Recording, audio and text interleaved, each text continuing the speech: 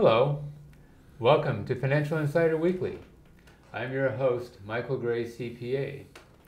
My guest today is an attorney and also a CPA, and his name is Scott Hazlett. Hi, Michael. Thanks for joining me, Scott. Scott is a California attorney and CPA who practices in the areas of taxation, real estate, estate planning, financial problem resolutions, and 1031 exchanges.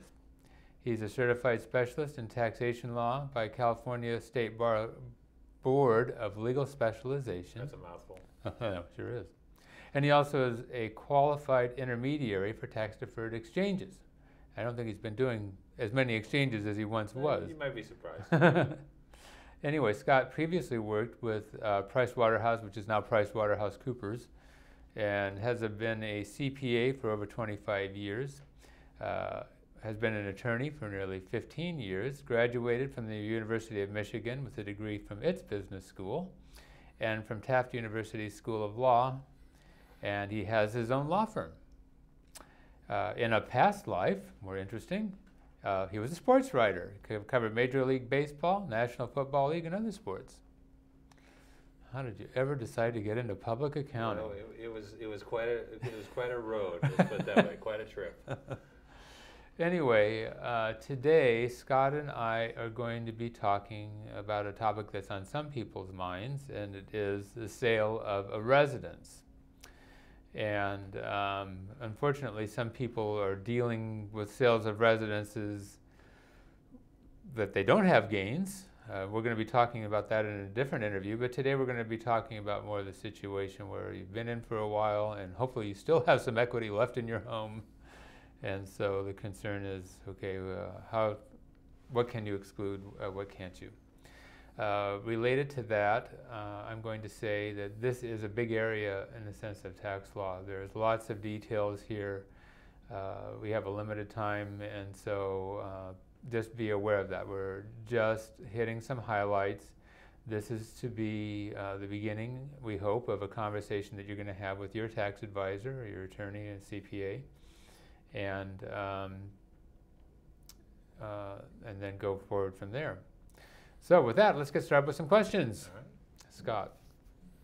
Now, if I sell a residence and I replace it with another one, does that defer the gain? Yeah, great question that's often asked. It's amazing to me. It's amazing still after all this time.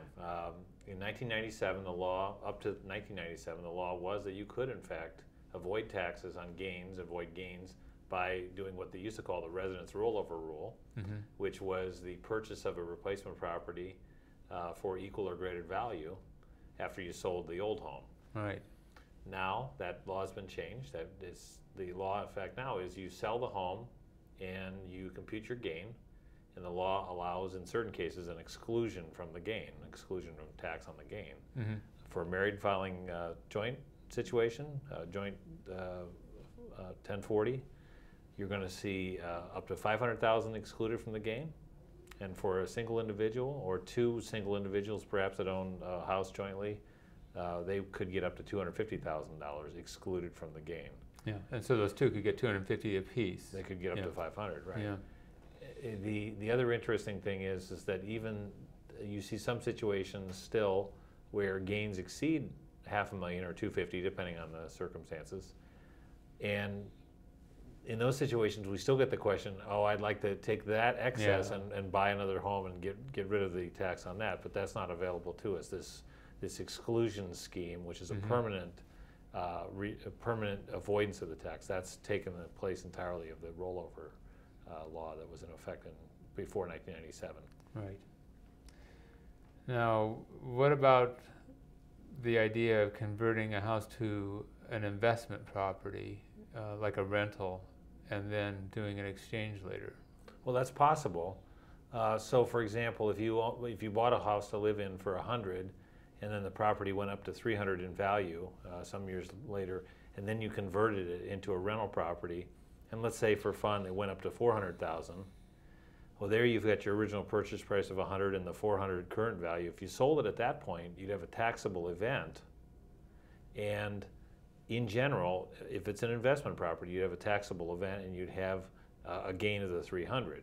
Now there's an interesting rule here about this exclusion. The exclusion rule provides that if you own and occupy a property 2 of the 5 years ending on date of sale, that you qualify for the exclusion.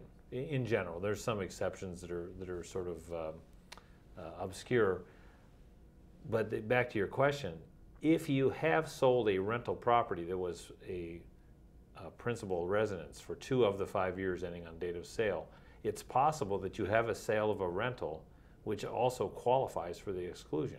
Right. So going back to my example, if I had a $400,000 gain or $400,000 sale price and an original base of 100, a 300 gain, well, a married couple would get up to 500 off on that.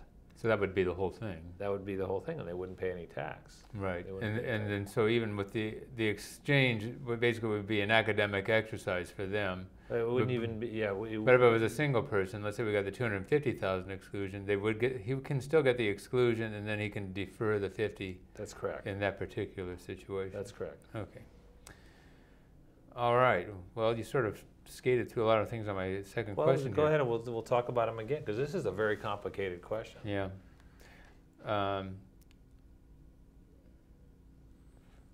Maybe I'll move ahead, because you've covered the 250 and the 500 exclusion, and then we talked about again the 2 of the 5-year rule. But how about now? What if the residence was acquired in exchange? There's a situation in the middle that we didn't cover. So that's a flip. Yeah. There's a rule. The rule itself is found at Code Section 121. So I always call it the 121 exclusion rule for reference. Okay, so that's an Internal Revenue Code section. Right. So some tax people are what we call code heads, and so they talk to each other in code. Guilty is charged. Okay. Guilty is charged.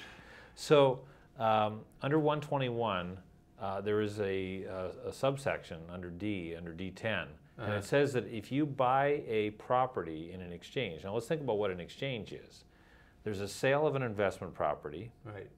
And then if you acquire a replacement investment property and you pay enough for it, in other words, you sell this for 100 and you buy this for 100 or higher, then the gain is avoided and it's deferred, basically. Very similar to the old residence rollover rule. Yeah.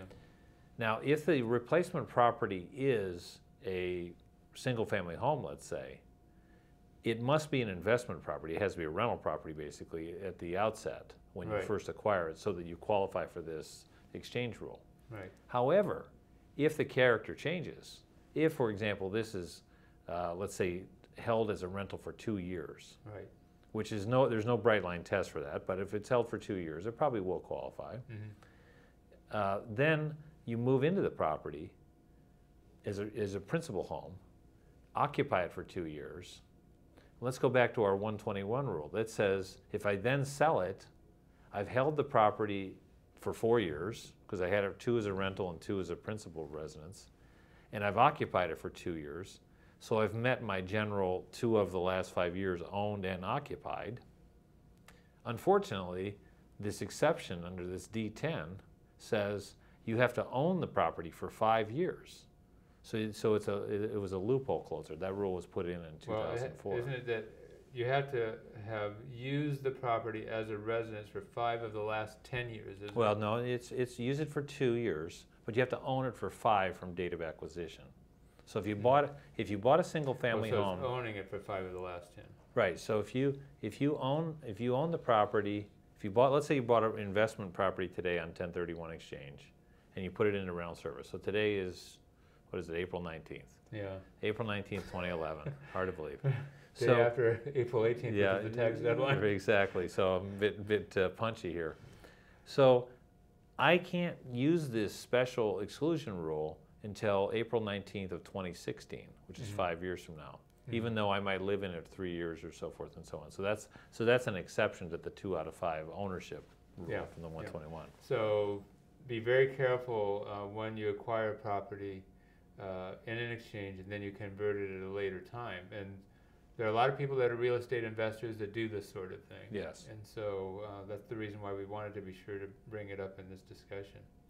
All right, now, what if the house is used for a non-residential purpose or as a rental? Well, that's a very interesting question. So let's take And of course, this is very timely because now we've just sifted through hundreds of tax returns, and the question often comes up: office and residence. Well, I'm exclusively using the fourth bedroom because I'm an outside salesperson and so forth and so on. So I've got a 2,500 square foot house, and I've got 250 feet, and so it's 10%, and that's considered non-residential. That's considered business use. And then I sell my property, and I try to claim the exclusion rule. Well, there's an interesting benefit in the 121 rules, and it says that if you have a single dwelling unit, and even though you may allocate a portion of it to an exclusive business use, like an office and residence, or let's say you had a roommate, a rental roommate, somebody's paying you to live in there, as long as it's a single family home, that business use is disregarded for the purpose of taking the exclusion. Yeah. So it is of great benefit. There was some controversy about that. That was changed in a ruling that came in 2004. Yeah, it was I think some new regulations IRS Yes. issued. Now, more recent development though is now what if you live in the home for a while and now you start renting the place out. Right. So you bought another place, for example, or maybe you were transferred overseas to work or whatever, and so now you haven't sold the place, so you're renting it. Right. What happens in that? Well, there's a scenario? couple of different rules.